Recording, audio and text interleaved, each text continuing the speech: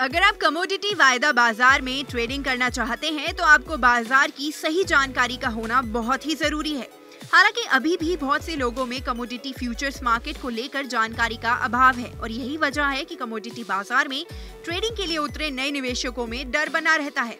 आज की इस रिपोर्ट में हम ऐसे ही निवेशकों के लिए जो कमोडिटी फ्यूचर मार्केट में ट्रेडिंग शुरू करना चाहते हैं उनको बेहद आसान भाषा में कमोडिटी मार्केट की बारीकियों को समझाने का प्रयास करेंगे। तो आइए जानने की कोशिश करते हैं कि कमोडिटी वायदा बाजार में ट्रेडिंग के वो बेहद आसान तरीके कौन से हैं।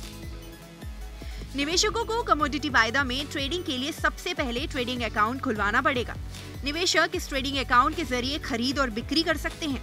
ट्रेडिंग अकाउंट किसी ब्रोकिंग फर्म के साथ खुलवाया जा सकता है। हालांकि ब्रोकर्स को MCX, NCDEX, BSE और NSE का सदस्य होना जरूरी है। एक्सचेंज की वेबसाइट से ब्रोकर्स के बारे में जानकारी जुटाई जा सकती है। ट्रेडिंग अकाउंट के लिए पैन कार्ड, एड्रेस प्रूफ और बैंक अकाउंट का होना जरूरी है। MCX पर नॉन एग्री कमोडिटी वायदा में ट्रेडिंग ज्यादा होती है। NCDEX पर एग्री कमोडिटी वायदा में ट्रेडिंग ज्यादा होती है। हालांकि BSE और NSE पर भी कुछ कमोडिटी में ट्रेडिंग होती है। नॉन एग्री कमोडिटी में सोना, चांदी, क्रूड और मेटल शामिल हैं। वहीं एग्री कमोडिटी में ग्वार, चना, तिलहन, मसाला और शुगर में ट्रेडिंग होती है।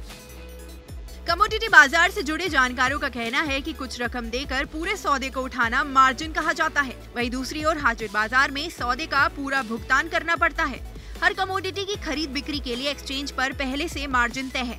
आमतौर पर मार्जिन मनी 3% से 5% के बीच है। उतार चढ़ाव की स्थिति में एक्सचेंज अतिरिक्त मार्जिन भी लगाता है। जानकार कहते हैं कि कमोडिटी ट्रेडिंग में शेयर बाजार की तरह लंबी अवधि नहीं होती है।